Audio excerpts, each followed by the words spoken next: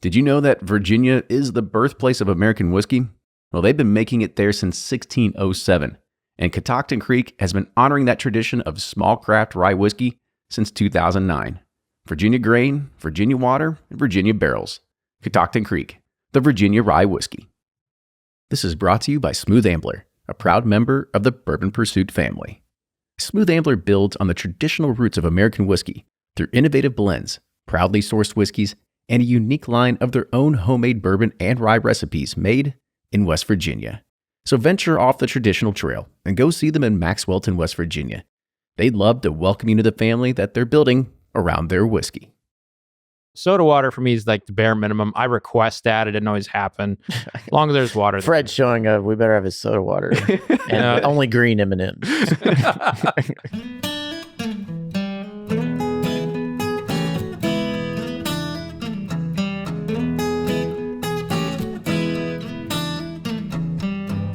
This is episode 304 of Bourbon Pursuit, the podcast featuring news, reviews, and interviews with people making the bourbon whiskey industry happen.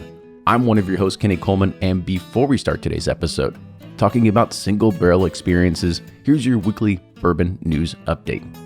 The Kentucky Distillers Association has announced that this year's Kentucky Bourbon Hall of Fame induction and ceremony has been unfortunately canceled. It is the highest honor given by the signature industry and is presented annually during the Kentucky Bourbon Festival in Bardstown in September. But we're all set for this to come back in 2022. Walmart's attempt at challenging Texas's liquor laws has come to an end. Walmart had been challenging the laws to sell liquor in its stores, but Texas law says publicly traded companies cannot hold a liquor license, and it went all the way to the Supreme Court, but it was denied a hearing. And it went back down to the Fifth Circuit Court, where Walmart ended up dismissing the case, and the Texas law will remain standing. The Brindiamo Group, who was featured back on episode number 182, has hired Dixon Dedman to be a consulting resource for their clients for anyone needing assistance from the former Kentucky Owl master blender. And the bourbon counterfeit scandal is now going mainstream. Inside Edition recently ran a story with counterfeit hunter and all-around whiskey humanitarian Adam Hers as he enlightened people into the world of counterfeit bourbon. The story even goes as far as buying a bottle of E.H. Taylor 4-grain from Acker, which is the oldest wine store in Manhattan, and it was sent off to Buffalo Trace for analysis. And, well, what did they discover? It was actually a counterfeit bottle. So this is just another friendly PSA to smash your bottles and never resell them because they will be used for making counterfeit ones, especially Pappy Van Winkle. Now moving on to bourbon release news. Costco has partnered with Barton 1792 to develop 3 Kirkland Signature Kentucky bourbons. They'll be part of a rotational program starting in June. There's a Kirkland Signature small batch at 92 proof, the Kirkland Signature Bottled and Bond at 100, and the Kirkland Signature single barrel at 120 proof. No prices or availability have been given yet. Wonderland Distilling out of Michigan is releasing its limited edition cask strength whiskey on May 1st. Wonderland's whiskeys are blended using the traditional Canadian method, with each grain of corn, wheat, and rye all being distilled on its own and then blended later. The whiskey is bottled at full cask strength, ranging from 117 to 123 proof, and less than 150 bottles from each batch will be released. The Evan Williams Bourbon Experience, located in downtown Louisville, Kentucky, is releasing its first bourbon. The tourist facility is also a functioning distillery that produces 1 barrel a day using traditional copper pot still methods, and that began back in 2013. The event is celebrated with a commemorative barrel rolling down Main Street from 4th and Main to the Evan Williams Bourbon Experience doors, and each representative will roll a barrel towards the original plot of land where Evan Williams, Kentucky's first distiller, first made bourbon on traditional pot stills next to the Ohio River. A. Smith Bowman Distillery is announcing its latest release in its experimental collection, Cane and Coffee. A blend of blackstrap molasses and evaporated cane juice was co-fermented with a custom selection of roasted coffee, and then additional coffee beans were added to the botanical basket of the still, and the coffee bean essences were vapor extracted into the recovered spirit. The spirit is then left to rest in used bourbon barrels, and bottles will be packaged in 375 mLs at 90 proof for $30 starting on May 1st. One of the biggest crazes right now is the single barrel. that special barrel that was chosen from a select few and shared with a bunch of people, and most likely with a sticker on it.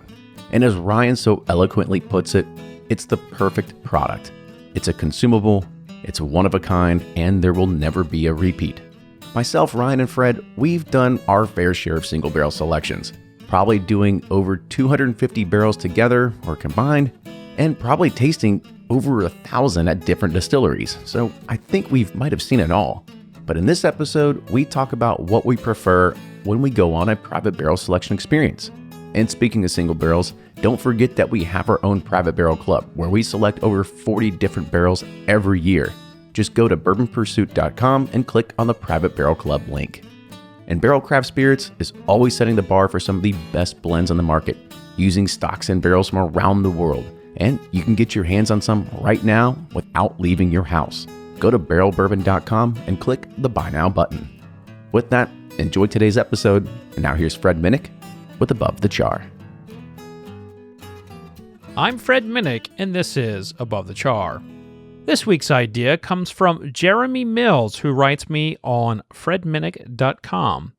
If you only have 1 or 2 pours per day and night, how do you choose which to enjoy? Is it based on your dinner, a show you're watching, or some other criteria? I've noticed that as my collection grows, I have a harder time deciding what to drink each night. It's a good problem to have, I guess. Well, Jeremy, that is a great question, and I wish I had the answer for you. But I'll tell you this right now, I don't believe in good problems. You know, there's that old saying, like, it's a good problem to have. A problem is a problem. So that being said, how do I choose what to drink? You know, it really does come down to a mood. Am I craving like a cornbread note? Do I want something savory? If so, I'm reaching into that Jim Beam stash, whether it's a Black Label or a Knob Creek or a Booker's, or maybe an Old Granddad, which all have really prominent, beautiful cornbread notes that I love with a little bit of drizzle of honey. Or maybe I'm in the mood for something spicy. You know, that's when I'm opening up that Four Roses cabinet and I'm going straight to like either a limited edition small batch or one of those private barrel picks that I just love so much. And sometimes, of course, I'm in the mood for smoke, and that'll dip my toe into the Scotch arena. Or sometimes I'll go with something that's a little herbal and has some smokiness to it, like an MGP rye, which is really commonly known to have a deal note, but I find that it also has a little bit of smoke there. But when it comes down to like I'm in the mood for something funky, I will go down the path of wild turkey or go over to rum. I happen to love me a lot of rum. Well, probably why I wrote a book on it, so I could drink a lot more rum. But there's no rhyme or reason that gets me in a mood to taste something. I just happen to be in the mood for it. But that's the thing about cataloging all the things I've tasted in my career, is that I know which one belongs in my palate in that particular moment. And sometimes I'm wrong, and I just pour the glass out, and I try again. You know what? That's a good thing to do. Always try again. Never give up. And that's this week's Above the Char. Thank you so much to Jeremy for reaching out on fredminnick.com. If you'd like to send me an Above the Char idea, make sure you're doing the same. Hit me up on fredminnick.com. That's fredminnick.com. Until next week, cheers. Welcome back, everybody, to another episode of Bourbon Pursuit, the official podcast of Bourbon. Today, we have something that's very exciting because the whole team is together, and we are talking about something that has been... Ryan and I have gotten really entrenched with it in the past few years of doing private barrel selection. Fred has a long history of doing private barrel selections, and we're going to kind of look at what distilleries are doing right, what they could be improving, and really what we see as kind of the creme de la creme of what we really like to see when we go and we select barrels. And the greatest thing is that there's a lot of whiskey out there. There's a lot of barrels to select, and there's no wrong way to do it, but I tell you what, there are definitely ways that we prefer. Yeah, That's very true. and it's fascinating to see how it's evolved for me, and like seeing like the people who are coming in to pick barrels, because that is, I think we can all say that is the kid walking into the candy store moment for everybody when it's their first time and you're getting to pick a barrel. It doesn't matter where you are because you don't know any difference, and it's like, wow, this is so cool. It is, and it's still like, I mean, Kenny and I have probably done over 100, and each time I'm like, I get to go pick a barrel today. It's like, it's pretty awesome. Like, there's nothing better than going in a rick house, or even if you're not in a rick house, just going to the tasting room, but being with people that are in this, they're entrenched in this hobby just as much as you are. And it's like, you're not just sitting there with your friends that they're your friends, but you're like, you can't talk to them about how you're geeking out over this bourbon because they're like, oh, Ryan's talking about bourbon again. He's annoying. It's just a whole experience where you can like dive deep and just, it's like I never forget any of them. And then they're so great. So it's going to be hard for me to pick apart, some, but there are ways to do it. And like you've read, it's evolved so much, they used to beg people to come pick barrels. Right. And they'd be like, come here, do whatever you want, just get these things out of here. We got to move them. And now it's just become very systemized and very allocated, and which we understand because with popular bourbon. But yeah, it's So I want to take you back to, I want to say this was between 2008, 2009, somewhere in that time frame. And Four Roses had started to do this, and they had some media come out and like pick a barrel. And one of the writers was Jeff Kleinman. He used to run a site called drinkspirits.com. He got out of the industry, but he and I were kind of like, we're writing for a lot of the same people, and it was a lot of fun. We were there, and we were getting to go through Jim Rutledge just opened the door of everything. He opens up the sample door, and by the way, there was like bullet samples in that little room right there, and it was like, they had like 20 to 30 barrels just all out in this room. This is before they built their special like barrel spot. There's 20 to 30 barrels, and we all had a whiskey thief. We're going around and drawing our own, and we were just like tasting. And so I was part of the very first like Four Roses barrel pick. I was a part of the first like Knob Creek one. It was in the middle of the snow, and just like seeing like how those two brands have like evolved is absolutely amazing. And I think, and I've done a lot of Four Roses picks, and I've seen it change over the years, and used to be able to get something that was like 14, 15 years old, and they would have 20 barrels out. Now you get 6, ain't nothing over 9 years old, so it's a lot of the evolution has been the decrease of whiskey age, and in some respects quality. And we've also seen like this growth of like new brands. Like I picked a barrel of Catoctin Creek, for Bourbon and Beyond. One of my favorite ryes I have ever picked. And it was like a small, tiny brand. It was absolutely complicated, fantastic. You have all of these new brands kind of coming online. Kenny, how many distilleries do you think offer barrel picks right now? Because you probably have a spreadsheet. We can name 40 last year. Yeah, well, it wasn't 40 different. I know we ones, did. but We did 40 barrels last year, but we probably did it amongst 18 to 22 different distilleries. So I think that anybody that has barrels in inventory is willing to sell you a single barrel. I mean, that's probably what it boils down to now. I don't know. And don't get me wrong, we actually turn down barrel picks too, because it's either from NDPs that are they got very high price points and we just don't want to pay for it or something like that. We've turned down plenty that it's been from distilleries and we just didn't think it was ready at the time. So there's a lot of different ones out there. I mean, I'm going to say there's got to be at least over 100 to 150 different barrel programs that are out there just in bourbon. Yeah. Just a guess. A lot. Just a guess. Yeah, it's a lot. It's 10 years ago when you had a barrel pick, and I think I talked about this. It was like when I was getting burnt out on, it wasn't 10 years ago, maybe 5, 6. I was getting burnt out on limit releases, and I was like, barrel picks are the new unicorns. Like those are the limit releases. It's something unique to anyone and everyone, but there's still a lot of great whiskey, and there's going to be a ton more whiskey coming out. in the years to come. So yeah, I'm all for single barrels. Hurry up and wait. I'm not even sure what I just said there. I think I feel the same way. I don't know what I said either. It was like I had this whole thing I was going to talk about, like the Four Roses barrel pick, and whatever came out of my mouth was not what I was thinking. I But just blacked out. What happened? Yeah. Yeah. that's part. I mean, listen, that's part of drinking straight from the barrel. It's going to happen from time to time.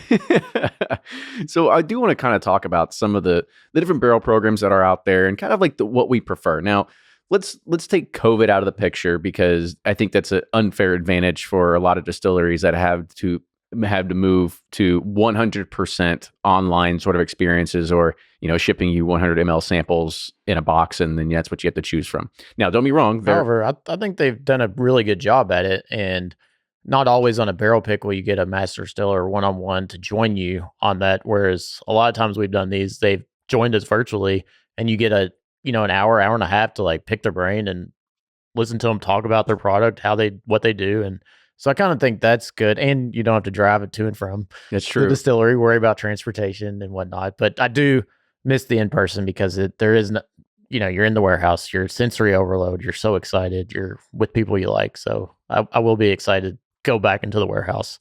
There's something you just can't replicate. Right. Exactly. I mean, let's just take wild turkey, for example. Yeah. Like that is an experience that I think a lot of people do not deliver when it comes to a private barrel program with inside of bourbon and whiskey in general.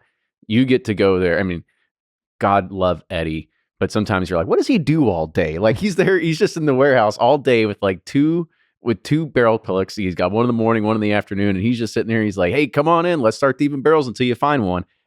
And literally there's no end to it, versus the other side of it, when you've got somebody that is your designated sort of, maybe they're not even a barrel select manager. Like that's because usually those people are working at a desk somewhere, but they're just either somebody that is just a full-time employee. They just help chaperone groups through this, and they're like, and they facilitate it, and you've got your 3 barrels there to select from. Yeah, I like the latter with the Russells, but no, I mean it.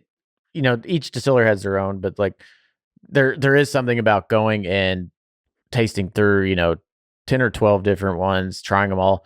But at the same time, too, it makes it harder to decide, because you're like, well, gosh, I mean, there's 4 of them I like, and this and that, and you start to get palate fatigue, and then you're like, well, am I really picking the best one? It's like, or am I just excited because I'm in the warehouse with Eddie and all my buddies? And Yeah. it's whereas when you kind of get limited to like 4 or 5, you can really like study them and like break them down and be like, all right, this is the one I really like, because I've been on those ones, in the Russells or the Willets or whatever, and it's magical because you're tasting through a ton, you're in the warehouse, but you also get fatigued and you're like, maybe I don't know if I picked the best one.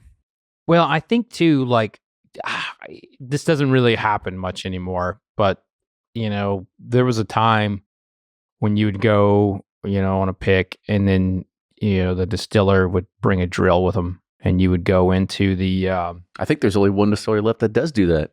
And you would just go and be Willet. So. Pick it right there, then and there, like that, and that aspect is like, I want to see more of that. I want to see more of the like taking you into the home of the barrel.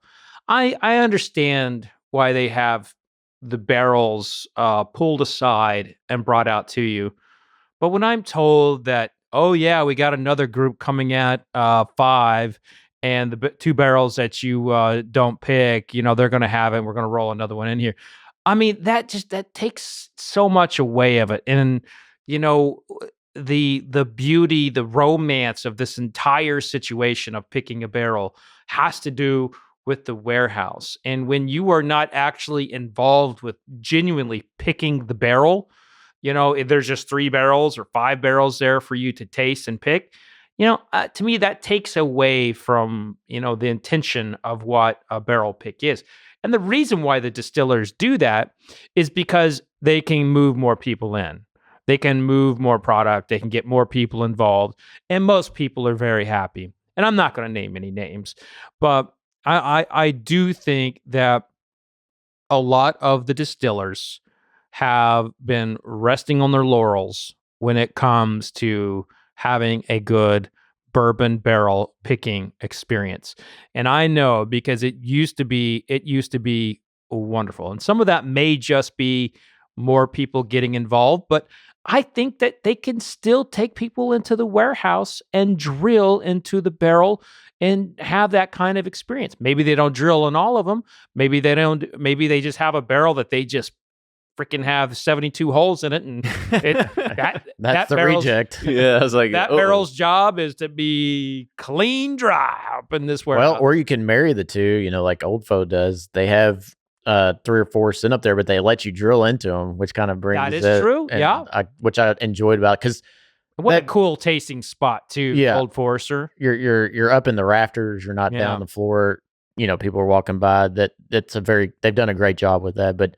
There is nothing more magical than walking through each rick and having Drew Colesveen look through a spreadsheet on his phone, and then you go drill into one and you taste it, and he's like, well, if you don't like that one, let's go over here. What do you like about this one? Or what do you don't like about it? And then you're just going to find what you like. And it would be magical if you could do that at Buffalo Trace. Or, or the humbling thing is when you can't fit through only the skinny people can go through there, So Kenny's all like, yeah, I'll go over here. Me like Spider-Man through there. Yeah.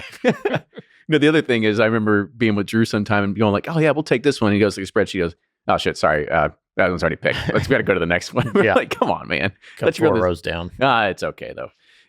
I guess I'll throw the question out to you all. I mean, we talk about like the drill as being like something that's very cool and different, but if everybody did it, would it still be cool? Well, there's still ways to make it cool. Like Jack Daniels has a drill from the early 1900s that I witnessed someone break off into the barrel. We talked about that with Jim Cantor. Yeah, it was Jim Cantor. It's so funny.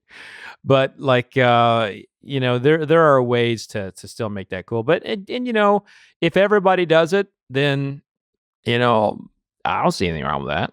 I mean, the drill gives you the ability to be like, all right, distillers, you don't have to unload these barrels and roll them out on the floor, which is very labor intensive. It's true. And so, but I guess it might be more labor intensive the backside, because of like, well, we actually have to get that one down. We got to move all these other ones. So if that one does get picked, you mean? Right. Yeah.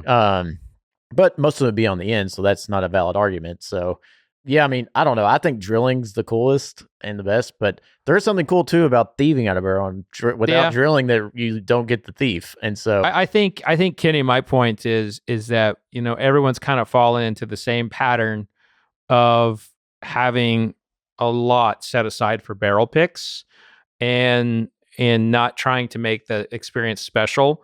They just have the barrels there and they rotate them out. And if you don't pick one of those barrels, someone else is going to pick it. Here's what I think I would like to see. So like, say for example, they only want you to do taste out of 3 or 4 barrels. What would be cool is if they had, through the row of the warehouse, say they had 40 or 50, and they're like, all right, you can go pick 3, but you can only pick 3 to drill into or to thieve out of. I think that would be so much better than just like, here's 3, next group's getting your 2 rejects, and vice versa. Well, because then you could actually look and see where the drill holes are, and you'd be like, oh, that one's been passed on 5 times. We're not going to do that. I guess that's when you would do the thief on those. Well, but not necessarily. I mean, you can actually take the, what are they called? The little wooden pines. Yeah, those things. And you can just kind of like, you can just kind of ease it out a little bit, and you can just pull some out and just kind of like push it back in. So you wouldn't necessarily have to drill it back in unless you really hammered that sucker back in there. But yeah, I mean, I think what we as whiskey geeks is like, we want choice. We just don't want the same. We don't want the 2 rejects with 1 new one, in it.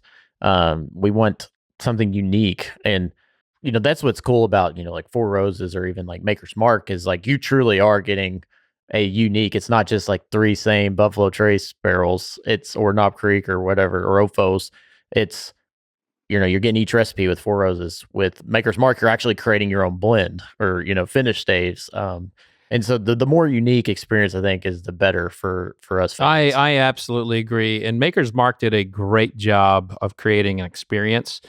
But when you do that experience with a retailer and you talk to them, they're like, it doesn't move like I want it to. They can't. It's funny, it doesn't. Yeah, there's a lot of bottles in it, and you are right, Fed, because oddly enough, those Maker's Mark selections, they're really good, but they're also pretty expensive. Mm-hmm. There's a lot of bottles, and they're a dime a dozen.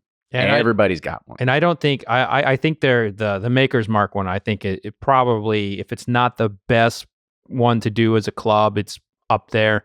But if you are a retailer, it is hard to tell that story, to the consumer unless the consumer knows it. And when the part of it. when the consumers know it, by the way, the mocha stave is no longer around, when it's gone. And it's like, so like when I see the mocha stave now, I'm like buying it. Like, I'm like, got the shakes for it, but found your little score for the day. It's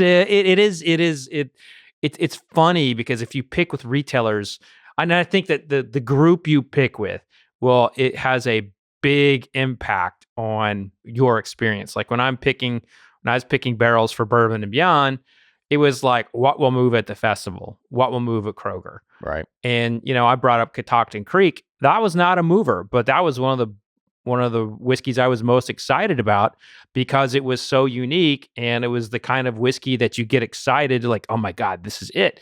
But it was not the same, did not have the same consumer appreciation as, say, the Blanton's pick had.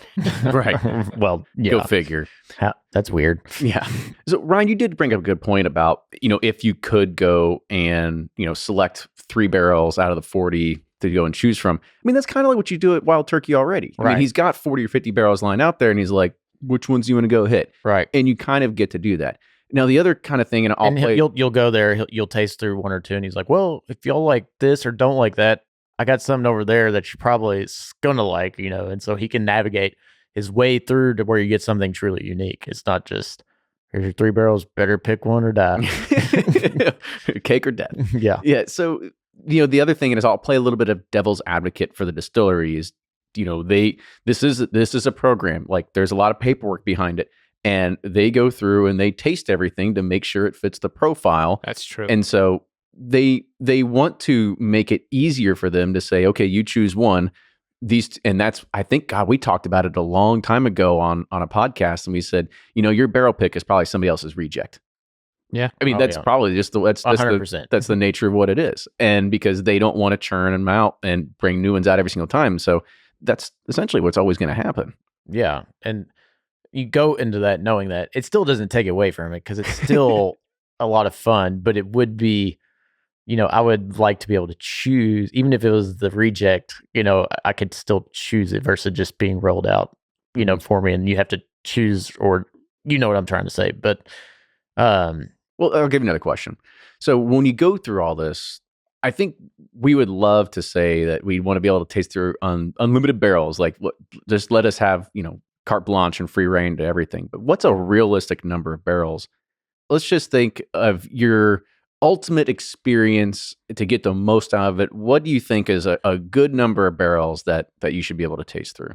For me personally, I think 6 to 10. Once you get past 10, you're starting to, even if you're spitting, you're starting to feel it. You're kind of, your sensories are kind of all like just effed up from the being around everyone, and things just start kind of getting blurred towards then. And so I think 6 to 10. That's why I'm a huge fan of the 4 roses. Ones we do, they're always great. They're fantastic because you're in that 6 to 10 range always. But for me, that's it. The magic spot. What about you, Fred? I think Ryan's right. I'll lean toward the 10. 10 being the magic number. But I mean, I've done barrel picks with 20 and above. Like I did some picks with Brad Williams of Liquor Barn.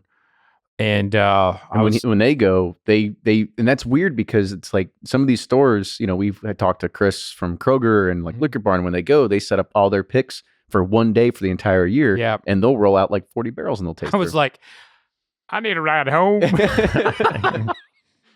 And it's amazing though. Like, when that happens, my palate's still very good, but my motor functions lack. So you're crawling. Yeah, I'm like, I think it's time to go.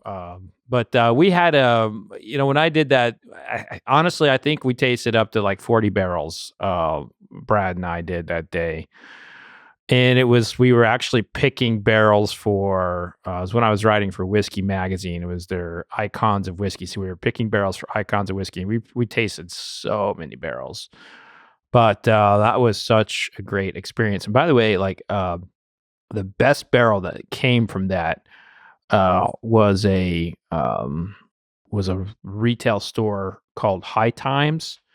Like, you know that store? I've heard of it. Yeah, That's what that and was, the magazine. That was the best barrel pick that we had from that. They weren't there, and I'm like, I've been trying to find a High Times from that since. It's the whiskey icons. If you find it, call me. But anyway, I don't even. What am I talking? I don't know. I don't know where we went. We're talking about the magical number of barrels to taste. Yeah. 10. 10. There you go. I would have thought like a real, like, I think 10 is a good number to shoot for. I think realistically 6 is cool. Like six gives a lot of variability. 3 is just like, you're like, okay, like that was quick. Yeah, 4 is my like minimal that you would want to take. Like 3 is just not enough. It's maybe it also depends on the brand and the distillery, because obviously Four Roses has 10 recipes. Buffalo Trace has a cajillion brands. If we want to talk about the biggest beef that I have, it's like I want uncut, unfiltered, that sort of thing. But well, let's talk about that. I think that's a good segue, because when you are tasting it, you want to taste it in its final form. Spirits of French Lick exploded onto the distilling scene early in 2016 as Indiana's largest double pot still distillery. They employ old world sentiment with new world attitudes, delivering the finest handcrafted bottle and bond bourbons to an audience eager for an alternative to the big guys. And their distiller, Alan Bishop, uses historic Hoosier yeast strains, alternative grains, and 53-gallon number 2 char barrels to bring you spirits with unparalleled quality and depth of flavor. You can find all Spirits of French Lick's products and new releases on sealbox.com. But don't just take Fred Minnick's word for it. Find out for yourself. Check out spiritsofFrenchlick.com and follow them on Instagram, Facebook, and Twitter. And remember, always drink responsibly. It's time to fling into spring at Total Wine and More, where fresh flavors are in full bloom, and we're talking bubbly and brunch with Pinot on the porch. So no matter what's on your table, they have the wine and the savings to match. Bacon practically begs for Chardonnay, and which rosé are you feeling today? They surely have your shade. Brighten up your glass with a fresh bourbon cocktail. Mint julep or a Belmont Jewel, anyone? And with over 8,000 wines, 4,000 spirits, and 2,500 beers to choose from, you can expect the unexpected, and always at low prices with the best service in America. So what'll it be today? Choose curbside pickup or in-store pickup. You can explore more in the store or online at TotalWine.com. Ever wonder how the secondary market is changing American whiskey? Over the last 10 years, the bourbon boom has produced a terrific and terrible dichotomy. More people than ever are enjoying America's native spirit, with a rich culture of fans and festivals to celebrate it.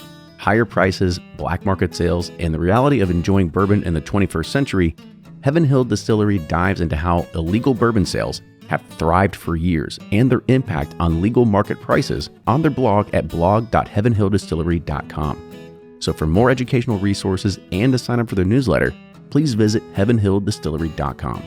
And Heaven Hill reminds you to think wisely, drink wisely. Cheers. Well, let's talk about that. I think that's a good segue, because when you are tasting it, you want to taste it in its final form. You want to say like, okay, I know that this is what it's going to be. You don't want to get a barrel and be like, this was fantastic when we tried it, and then it gets to their final bottling proof and you're like, what the fuck happened to this thing? Yeah, it's kind of meh. And it's hard. I mean, Buffalo Trace is great because they have, the beakers measured out where they kind of have some form of calculation.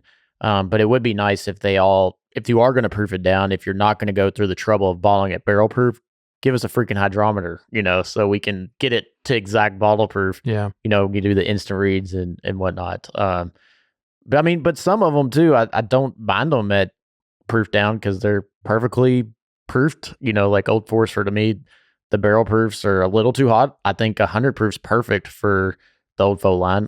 But some of them I do enjoy proof down, but most of them I want them at barrel proof. Absolutely. Yeah, Knob Creek's one of those great examples. I think Knob Creek is so great. Remember when they had the 15-year-old 120 proofers out there? You don't really find them that often anymore, but man, that just was like magic. We'd have, Heaven Hill. Obviously, you cut it, but it's still really, you get an Elijah Craig barrel pick, and you're like, oh my God, yeah, this is amazing. This is way different than the regular Elijah Craig. So even when you prove it down, they can still be pretty special. But I that's why I love like what Wilderness Trail's doing. Wilderness Trail, to me, I think they are doing such a great job with their barrel picks because they get it to like how you want it, and you have a great experience there. And I'm a big fan of the distilleries that go out of their way to please like what you want. And I know it's hard. Because they have to change their systems. They can't. Single barrels are a huge pain in the ass. Yeah, it's a completely different line. There's so many different things there, and I get that. You got to keep track of that barrel out of all the thousands, that have done. Where is it going to go in the country when it does need to ship? Yes, there's. And I get that, but I'm also of the mindset: if you're going to do it right. That's my opinion about most things, and like I don't think there's anyone in the barrel picking game that gets an F, but I think there's a lot of places for improvement. And I think the one I will always stick to is, why can't we have cask strength? Why can't it be uncut? And then they'll say they'll give a reason, and then my response is, well, then why do you have that in the barrel pick rotation? If you can't give a customer what they want, why have it? Yeah. Yeah, you should definitely be able to do that. And that's what I think that's been one of my biggest gripes when we go and we talk about these distilleries that give you just a few barrels, and they give you it at barrel proof, but they don't give you the hydrometer, but they give you an eyedropper with some water so you can proof it down. Like, well, I'm not a fucking mad scientist. Like, I don't know when 134 proof is going to be down to whatever the bottling proof is going to be. Like 6 drops. Yeah. And there's been times too when you are picking something that's going to be proof down, and they won't allow you to taste it at barrel proof, and it's like, well, wait a minute, I want to try this at barrel proof just to have that unique experience. I think Jack is like that. Jack already has it already like proof down for you if you're getting one of those. Because Jack Daniels, I think, same with Woodford Reserve. Yes. Yeah. And here's the funny thing about Woodford Reserve is their process. They have a blending process. Now, I mean, they started that like 5-6 years ago, and now everybody's doing it.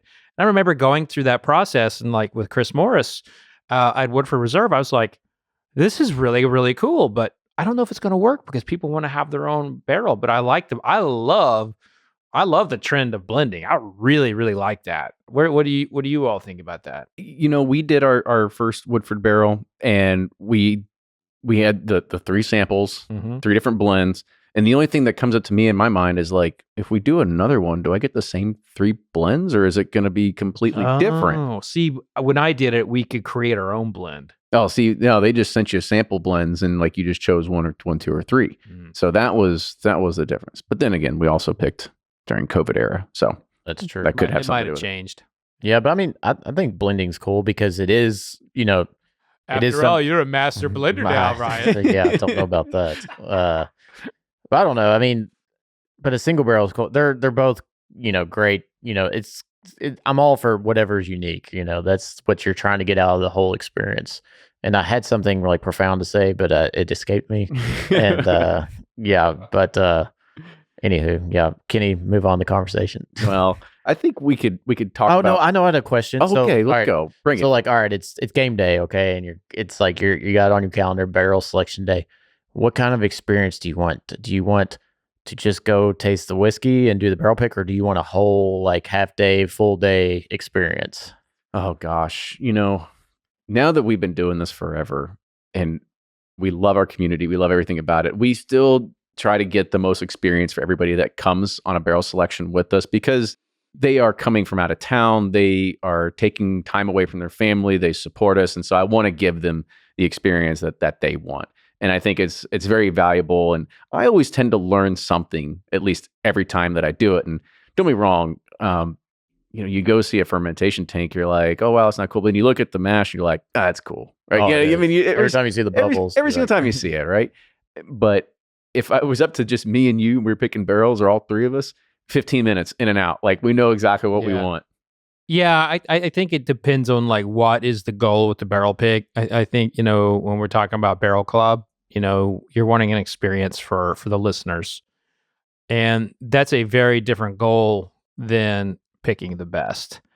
And when it comes to picking the best, I believe in removing yourself from any kind of environment that will sway you. And so I actually don't like doing barrel picks in the distilleries. I like to have them send me the samples. I'll tell them what kind of like what I want or whatever. Or if I'm doing it, like I want to avoid the tour, I want to avoid all that and just taste. And I'm like, don't talk to me. I just want to taste. If I have like a retail person that's with me, we might kind of go back and forth. Like I love tasting with Larry Rice from the Silver Dollar because he's the exact same way. He's like, don't talk to me. Not now, Chief. I'm in the zone. Yeah, it's like, don't talk to me, and we'll have a nod, and that's it.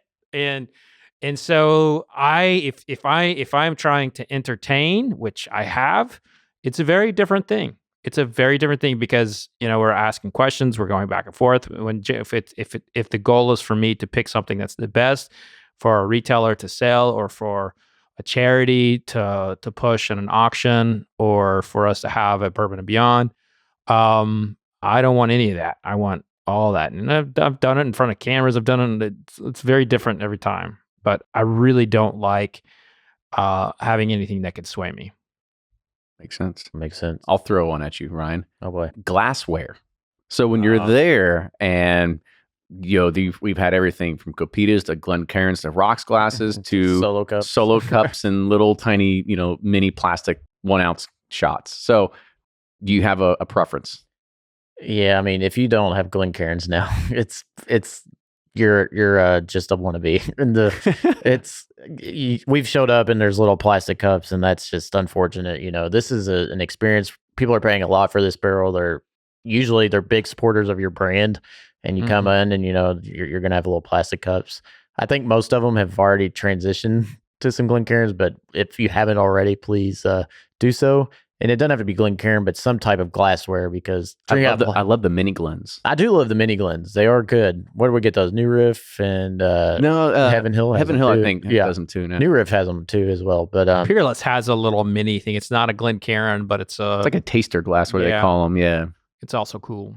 Yeah, but you got to have glass. That's that's me. And you got to let people thieve out of the barrel. Like there's some that are like, have it already poured out for you and everything, and that's not cool. You got if you're able to do it in a warehouse or wherever barrels are. Sometimes you can't because of the weather. You gotta let people do that. It's if they haven't done before. It's like every time I say it, people come up like it's like getting baptized. You gotta thieve out of a barrel. So that's what I want to tell a story real quick because hit me back on the glass thing. Yeah, we'll get to the glass thing because you just remind me of something fun. Because actually, it was maybe not fun. Rest in peace, Al Young. Yeah. That man was the stingiest person with a thief ever. He wouldn't let anybody. He would never let you thief at Four Roses. And before Al Young's 50th, he was never there as part of the private barrel program. And so you could go and Mandy would let you sit there and you'd thieve out. But as soon as Al was a part of it, it's Al's thief. He wouldn't let you touch it. And so that's actually when people look at our past picks and they see Sweet Al and Spicy Al, not because of the whiskey. The whiskey wasn't sweet or spicy, because that was his attitude that day. Sometimes he'd be nice and sometimes he'd be kind of mean to you. Al was so fun to be around. But yeah, some days he'd be like, nope, this is my thief. You ain't touching it. Y'all had a very different Al Young experience. Sure. All right, so back to the glass. So I'm going to might throw people for a loop here, but I like the industry glasses that Seagram started using. I think it was in the 60s that have the three little lines there. Yeah. So those lines are basically to help you control the proof. So we talked about some of the things with proof. If like you get a 135 proof barrel, how do you know to get it down to something? Well, that's what those lines are there for, and so that's why I really like those. I don't think I've ever seen those. Well, I've seen them, but not at a barrel pick. Yeah. And one of the things that the MGP still follows all the Seagram's protocol, and it was there that I saw that the tasters were proofing it down to 30 proof, for their tasting sessions, and I had never seen that before. And they were like, yeah, that's where we find the flaws. And I had this long conversation with Jim Rutledge afterwards, like, but you find the flaws, but you find the flavor, and there's like. And I think that is one of the really interesting differences between today's bourbon industry than like, pre-bourbon boom is that the industry was so focused on consistency and finding flaws that they were not looking for flavor. So that glass can help you find flaws, but if you're looking for the flavor, you can still find, the flavor. So that's why I like that glass for this type of ritual. If we're talking about tasting at home, Glencairn all day.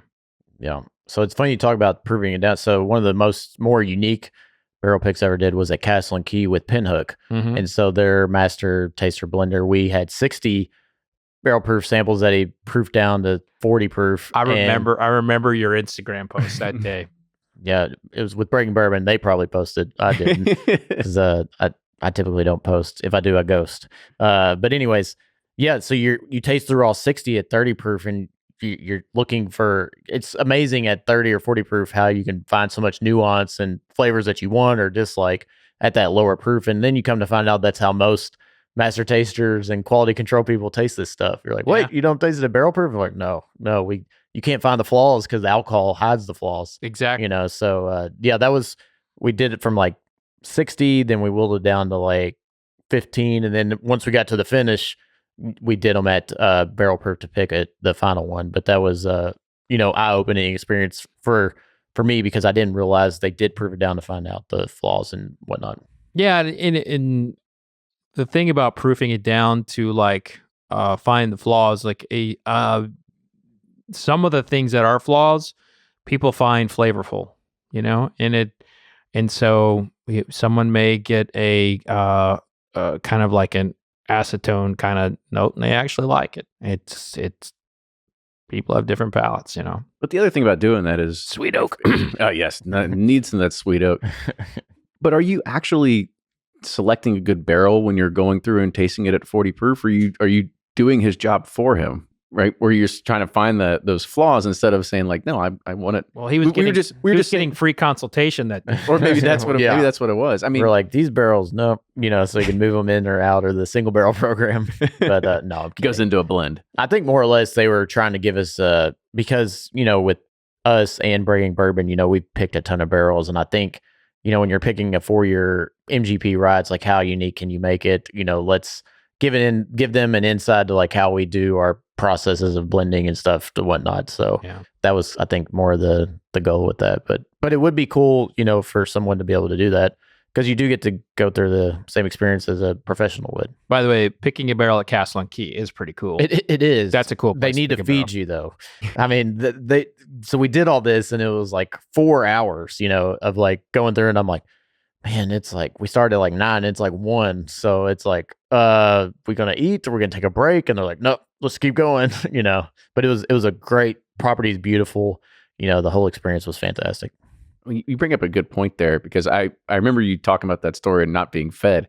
Now, when we go and do some of these barrel picks, we'll say Four Roses, for example, they've got nachos there. They usually have like some oyster crackers, like snacks or no snacks. I know, Fred, you like to clean your palate with Munster cheese, right? Yeah. Do you pack a Munster with you? I have before. I have.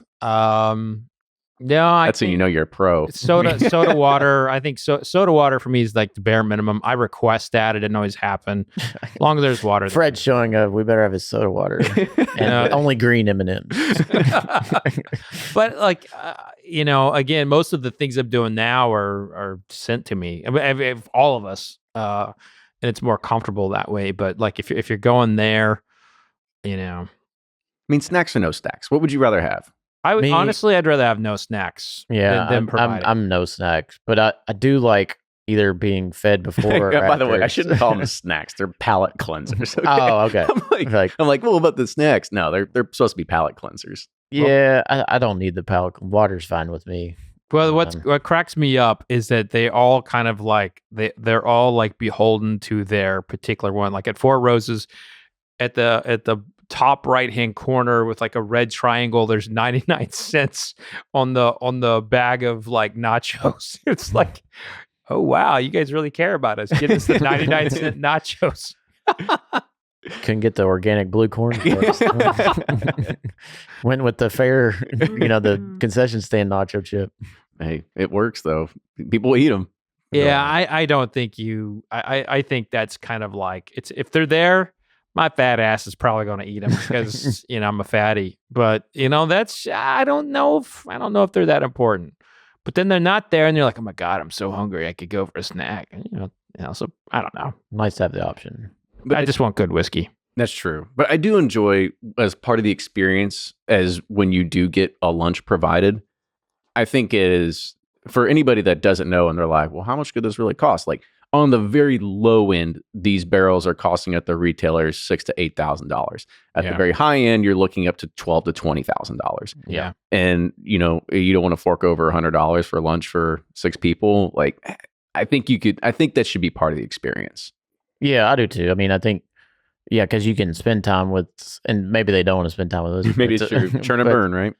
But I'd rather have lunch with, whoever's leading us through the tour or the tasting or whatever than do the tour 10 times. I don't know. It's just, I'd rather spend time with them in an intimate setting that's not like curated, just like hang out with them, off, not professionally, but not, you know what I mean?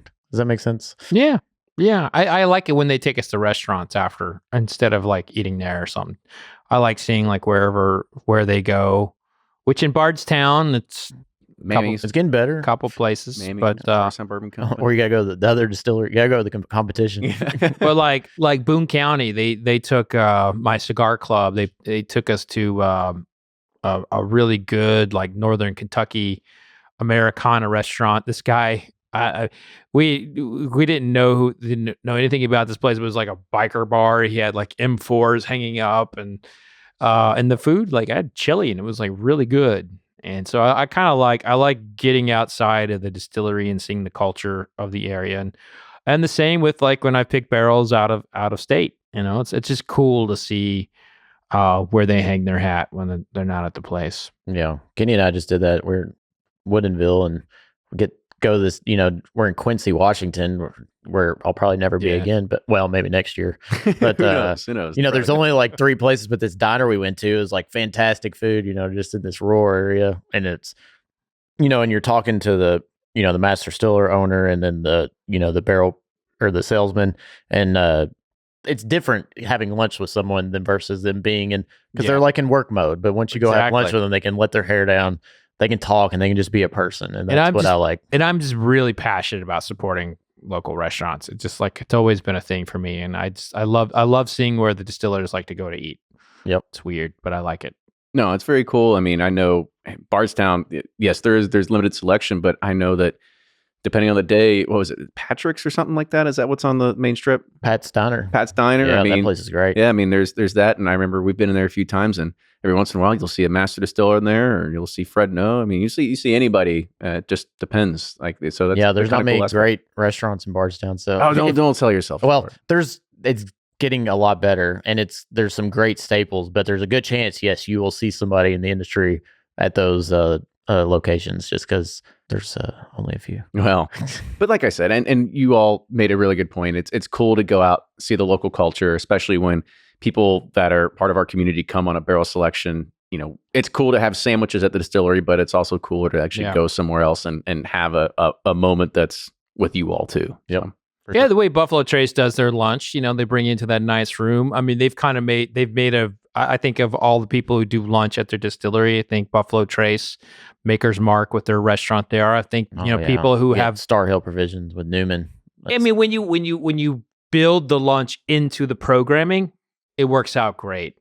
But you definitely need to have a plan for food. If you're going on a barrel pick, you need to make sure the distilleries have a plan for food, or you create one for yourself, because that's a nightmare. Yeah, Kenny's always good at doing that for us. We're always like, if there's no food provided, we're planning lunch. Yep. Before it's necessary. This man can plan anything. You're gonna need it. Well, guys, I think we hit a lot of good points today, looking at barrel select programs, private select programs, and really what we prefer. I think we all kind of came to agreement that there's a good middle ground between going all out versus doing the bare minimum, and finding that happy medium that you can really appease a lot of people. And I don't think it'll be that drastic of a change to any program to be So able to listen do. up, folks. You do 6 barrels, you provide lunch, and You let Ryan go truck to the warehouse and drill through barrels. Yeah. Yep, Actually, you don't even need to be there.